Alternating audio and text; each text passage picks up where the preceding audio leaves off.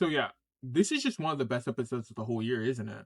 The most recent episode of Bleach Blood War is a very interesting and impactful episode for the series. A lot of people would likely agree with me when I say this is probably the best episode of Bleach in its entirety, not just in Blood War, but in Bleach as a whole. And it's easy to understand why. Before we get into that, I am Debunked by Aaron. I go to school for animation, storyboarding, etc., and I break down the narrative significance, visual storytelling, and the behind the scenes of people who work on your favorite shows. And if you like this kind of content and you're new to the channel, please make sure to leave a like and subscribe. Ring that notification bell so you get caught up for the times I rarely post. And let's actually get into it. Now, obviously, like every anime we cover on this page, we have to get into the staff first. And for a highlight episode like this, the staff is very important, deciding the quality of that you're going to see for the episode. And who better than to handle this episode, a highlight episode, than Tomohisa Taguchi himself? If you're not aware of this name, this is the person who is the director of Core 1 of Thousand Year Blood War and now the chief director of Thousand Year Blood War as a whole. The show follows his visual aesthetic, visual identity, his quirks, etc., that he's been carrying over for years at this point. And regardless of how you feel about the Thousand Year Blood War aesthetic, it is very important that somebody like Taguchi handles this episode by himself. Because nobody is going to be able to adopt his visual quirks better than him. It is his visual identity after all. Unfortunately, in recent years, Taguchi as a director has kind of been downplayed a bit, mainly for the idea of panel-to-panel recreations of the manga, instead of adding his own visual flair, his visual storytelling, etc., like you've seen for other mainstream anime. However, this was kind of an unfair criticism, especially since some of the biggest episodes that a lot of people respect when it comes to Thousand Year Blood War were either storyboarded or handled directly by Taguchi. Something like the Yama vs. Yuha, which is previously the peak of the show, was actually storyboarded by Taguchi, and The Blade Is Me was directed and storyboarded by him as well. Obviously, part of the reasons those episodes looked good was because the animation power they had. For example, The Blade Is Me had Yoshihiro Kano as a key animator, as well as an action and effects animation director, and the Yama vs. Yuha fight had people like Hiroyuki Yamashita doing animation direction, and people like Softslot and more key animators that were extremely talented. But even so, we can't just dismiss the involvement that somebody like Taguchi had in the creation of those episodes being as good as they were. Similar to this episode that also has some pretty nice talented animators on it as well. With said animators, an episode was created that either rivals something like Core 1 Episode 6 or flat out surpasses it in the animation quality that it has. But I am leaning on respecting this episode more because I feel like this episode was probably more complicated to create, due to the fact that this episode is almost entirely anime original content, meaning you can't fall back on using the manga for storyboards or panel-to-panel recreations to pad out runtime at some points. You have to create everything from the storyboards to the action animation and visual storytelling from the ground up. But certain artists might find something like this a lot more freeing, considering the fact that you don't have anything to follow, which means you're pretty much unfiltered in what you can do. And that unrestrained madness that comes with not really following a source material is present all over throughout this episode of Bleach. But that is enough Taguchi glaze. Let's actually go through the episode scene by scene and see if there's anything we can pick up on that we missed, and let's give some praise to the other artists as well. Single sequence of the episode, but the episode starts out with some incredibly dynamic stuff. Look how it carries the sequence from shot to shot. And then boom. Look at that energy. Oh my goodness. Now, I'm not going to talk about, like I said, every single sequence, but I think a sequence like this is actually pretty important to bring up because, again, this is a highlight episode for Bleach. And when you're talking about a highlight episode, not just the big Sabunga moment is going to look crazy, but you're also going to see a lot more effort in every part of the episode, right? So stuff like this, really good run cycle at the start, really good effects, nice like dynamic pose. Look at that. Look at that perspective, right? You're going to see stuff like this throughout the episode. The entire episode carries a lot more effort than like your average Thousand Year Blood War episode. Even this little guy here, forgot his name, sorry, might be a LARPer, but he has nice character animation. Type of stuff you wouldn't see for your like average Thousand Year Blood War episode, right? Taguchi is so good when it comes to action. First off, the dense smoke effects, really cool, and it's so fast paced, and then he knows when to slow it down really nicely. Obviously, Ichigo's in focus, and then it shifts to Orihime. Really good storyboarding there. Type of stuff, like, again, a lot more attention. Is obviously going to have narrative significance. They're obviously going to parallel this at the end of the episode, right? I also love the hair animation, right? It's not just fluid hair animation for no reason, but obviously since Ichigo ran by her incredibly quickly, like the wind blows back into that direction. It's really fucking sick. Also, just look at this again. Narrative significance. She's like they have these like really spacious shots. A lot of times framing Orihime in them. You can't really she can't really close the distance between these two characters, right? Or she feels like she can't, right? She can't keep up with them. This stuff is really cool. The CAD for this episode, or the person who corrects the drawings and makes sure they're on model, the chief animation director, did a really good job because these are some of the best drawings in the whole show. Like the entire Bleach franchise, these are some of the best drawings. Drawings, man. Also, I think I think Ichigo gets decapitated here. I think he dies. Like she's going like overtime, but or the edge lighting is uh really good. She has really good like body mechanics here. Again, for a highlight episode, you're gonna see a lot more character acting, character animation, not just really good action. Also, just look at the amount of like the quantity of hair here. Again, I know it's an ass shot, but a lot of attention in the fabric here. The CAD did a really good job with their drawings. My goodness, I freaking love this drawing. Just visceral, man. Like, look at that. It's not quite like a Tanaka hair, but that's what it reminded me of. Like Hironori Tanaka's way of drawing hair. Also, more just spacious 3D drawing or 3D backgrounds. Wow, 3D drawings. But wow, I freaking love this stuff. I'm not gonna lie. I mean, we saw it when he did Yama vs Yuha. When he did the storyboards for Yama vs Yuha, but Taguchi just understands action, right? 3D background. We're gonna use these 3D backgrounds all episode, right? This feels like an ODM scene, flying through all this space. Obviously he's gonna be like incredibly big at some points, then really small to show he's flying through this space. Really fast paced action scene, and it's really cool because obviously the whole fight doesn't stay at this speed, right?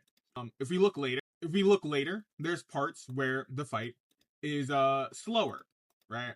We have parts where Orihime is reacting.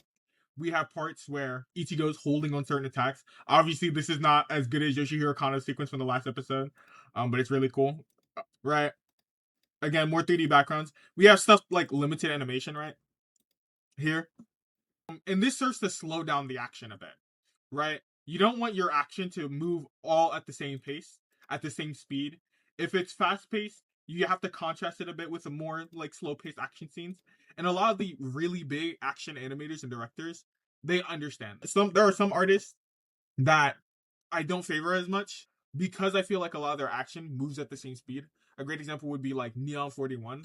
I feel like a lot of his action feels the same at points. No hate to him, definitely not. But that's why like sometimes I don't really enjoy his action as much. But this stuff, it's really cool. Like really, really cool. And obviously the effects animations are on point the entire episode. When you have Satoshi Sakai handling the action and effects animation direction, then you're gonna see some really cool effects throughout the episode. I really like how Ichigo caused the episode to get swallowed in like this red glow. At least when he goes Bankai, really nice shift, and it leads us into the best sequence on the episode. The highlight sequence everybody loves. One of the best sequences on the show, in my opinion. Uh, this is animated by Yuki Sato. If you're a Bleach fan, Yuki Sato has participated on every core of Thousand Year Blood War except the second one. And she puts out some of like these really long sequences that are like some of the best sequences in the whole show. She has the really like snappy Canada-esque timing feel to her work. I think she gets more freedom than other animators for her sequences. I think she's even allowed to storyboard. At least I think she was able to storyboard her one on Ichigo versus Uryu. But yeah, this one's a like a really long highlight. Starts with Ichigo becoming like smears. Just a blur, right? You can't really make out these things. That's how fast he's moving. Obviously, it's supposed to be hard to keep up with, but then boom, catches up to the camera. Now we slow things down. Again, you gotta have that contrast in the pacing when it comes to action animation or indirection, which is really sick. He hit his divergent fist slash. Divergent Zanpakuto, you know? Really sick. That snappy feel to like Canada style animators, it's all in like the timing and the spacing. And the poses, like the really cool poses. This is why I love Canada style animation. We're leading into this slash. My obvious critique would be the comp. We're talking about Ichigo, uh, and Yuha, who are very dark in their clothing and everything they have. Um, and in some points, their powers are really dark. Or then we're talking about like a really dark red room. Sometimes this fight like lacks visual clarity. It's not like the animation, but more so like the visuals of the fight that make it lack clarity, which is really sad because this part of the fight also has some of the best drawings. Look at that. Look how much he holds that pose before he like lands too. Then boom. We're gonna get back into it. That's what creates that snap, right? Yuki Sato is an animator that participated on Yaiba, so a bunch of Canada style animators were on that show. So no surprises. I even think we get like an Itano circus here. Is this an Itano? Would you call this an Itano circus? Really freaking sick. It's a shame if the comp was like much better, then oh my gosh, this episode would be like, I mean, it already is, but you guys get what I mean. Really nice perspectives.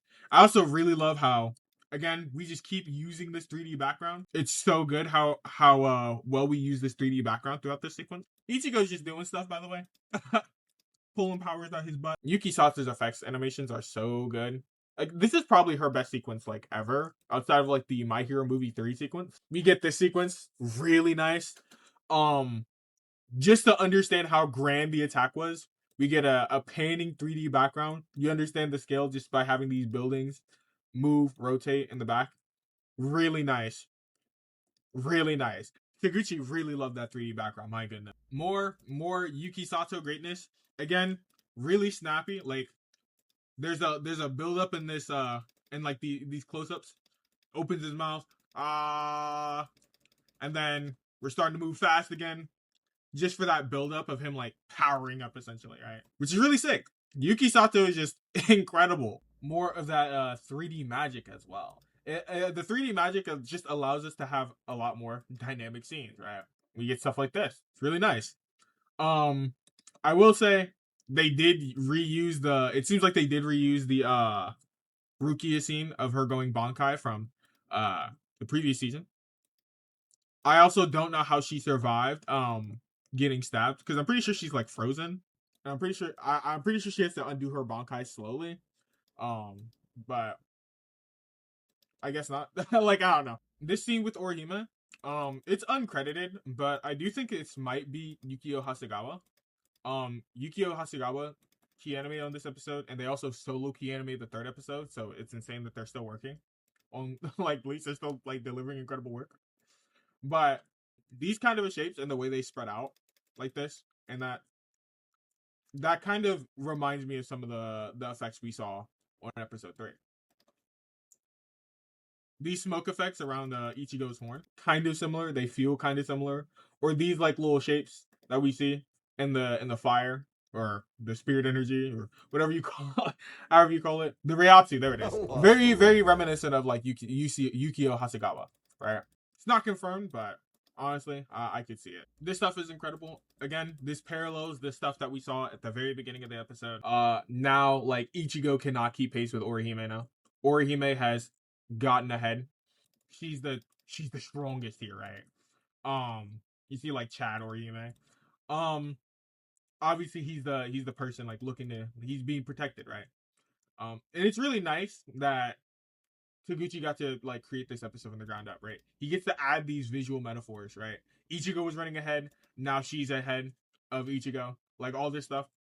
There's visual storytelling that he gets to add because he constructed the episode from the ground up, which is really nice. These are this final sequence, these buttery smooth effects, and the large quantity of them as well are from Masaki Endo. I really love Masaki Endo's effects, again because of how buttery smooth and how like much he does. And I love how the photography doesn't like put the particle isms on these effects, right? So you're just seeing Masaki Endo, like there, it's not nearly as overblown. Oh my gosh, those impact frames as well. I really love that, right? Sometimes less is more, and you really brought out the beauty of this sequence by not adding too much to it, right? You know what I mean? Really good stuff, and obviously the drawings are incredibly good. It's just beautiful, man. Look at that. Look at that. Such good effects animation. This is how you do an episode that's like pure like anime original content. Also, um a lot of people have noticed Yuha gets the Almighty back right before she does this. I'm not gonna spoil what that like means because I don't think they've revealed how the Almighty fully functions in the anime yet. So I'm gonna save that for later, but still. Now we can get to like character writing that nobody asked for. Or like my interpretation on certain characters, right? Because throughout this episode, obviously Ichigo is presented much weaker than Yuha. He gets his ass whipped in this part of the episode, right? He gets decapitated, right? But Yuha asks him what he needs strength for or what he wants power for. And he was like, you probably say it's to protect everybody. Um, and then he tells him true power is like to bring like everybody to their knees, right? To like to overpower everybody, right? He's gonna beat the crap out of Ichigo basically, right? Like Ichigo tells him, or he assumes Ichigo's gonna be like, it's to protect people, right? But he's like that power doesn't mean like he doesn't that doesn't tell him anything, right? And he's like, true power breaks man. True power like brings the world to its knees. And rules over it, right? That's the power he's gonna beat Ichigo with. And obviously he beats the crap out of Ichigo throughout the episode, right? So Orihime, she's not being spoken to because she's not strong enough yet. Um, but while Ichigo isn't thinking about this answer, she's trying to come up with her interpretation of like what true power is while she's also trying to become stronger. Like she wants to become stronger for that interpretation, right? So as we see her create this interpretation, she becomes stronger. But before then, when Ichigo goes Bankai, he says, I need this power to protect everyone from you, right? Which I guess that's the implication of his answer, right? Because Yuha says that was weak. He hasn't attacked it, so he's not talking about how strong Ichigo is, right? And he almost like dies from him, so he's not talking about how strong he is, but he's talking about his answer for what like power is. I need power to protect everyone from you, right? Okay, but like you didn't tell me much, right? Like obviously, like I'm the big bad, right? But like overall, what are you using your power for? Like what do you want your impact to the world to be with your power, right? And he doesn't give that answer. Ultimately, he doesn't have like ideals on his power to actively clash with Yuha in this episode. Um, and this is all anime original narrative, right? So this is like my interpretation I'm coming through with this episode. Now we obviously get into the Orihime, the Go to Hime sequence, right?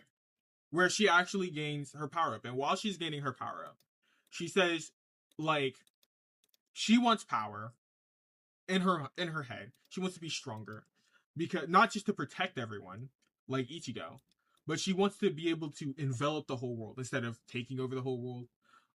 And making it so nobody feels pain. She could take all the pain away. Like power too much for her to bear. Power that can make it so nobody has to fight anymore, right? Which directly clashes with Yuha's ideals. So because she has something to actually clash with Yuha with, she gets the power to clash with Yuha, something that Ichigo is lacking, which is where she pulls ahead of Ichigo in the episode, right? Which is where she's like in front of Ichigo. She actually has something to clash with, right? She actually has power.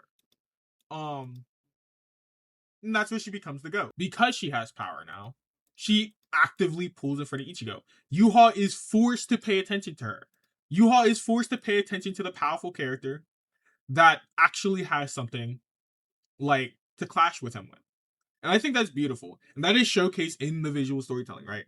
Um Again, the obvious scene of like her pulling in front of Ichigo uh is showcasing that.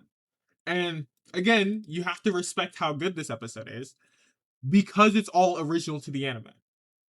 And you can't like overstate that. This is not pulling from the manga at all. Right? None of this stuff happens in the manga. This is all through like um the anime, the obvious script update, and everything. And when you have something like this, it really makes a lot of people who talked about how Bleach needed more like visual storytelling and more assistance in this kind of stuff, to really bring out its best. When you have all these elements, this is the best Bleach episode. Like It might not be the best animated, but narratively, it's the strongest Bleach episode. Period. And it's because like this kind of stuff that's added into it, in my opinion. I don't know everything. I probably don't have everything down because this is just me on an initial watching. I've only watched it twice. So there's probably a lot of stuff I've missed. Like I haven't even gone over like the big brain stuff that Ryu pulls off against Jugrim, right? And all the narrative stuff behind that all the upgrades in there. And like the secrets of like Ichigo's Bankai and stuff. But just in this breakdown, you can really understand how much was actually put into this episode. And I really thank Bleach for it. I'm not gonna lie, because this is really good stuff, like really good. But if you guys noticed anything that I didn't, that I didn't call out, um, you guys see some like hidden details with the episode, or you notice things about its animation, etc. Uh, and you like this kind of content where I'm listening like more unscripted and I'm just talking about like my initial thoughts around the episode. Please make sure to leave a like and subscribe and stuff like that. I appreciate you guys for watching this long. If like I don't know how long the video is gonna be, but if you're here by the end of the video, I appreciate you guys for watching this long. Because this is genuinely my favorite episode of Bleach, and I had to talk about it. Hope you guys had a fantastic day. Thank you guys for stopping by.